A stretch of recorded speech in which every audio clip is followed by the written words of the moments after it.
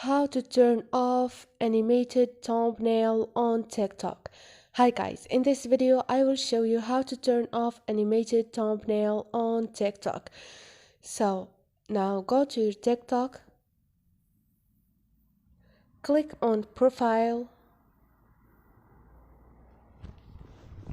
click on those three buttons up there and tap on setting and privacy.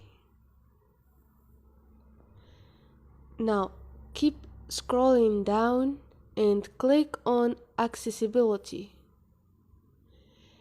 and the first options, which is animated thumbnail, turn it off. Now you choose if you want to remove photo sensitive video or turn it on, and also auto volume adjustment.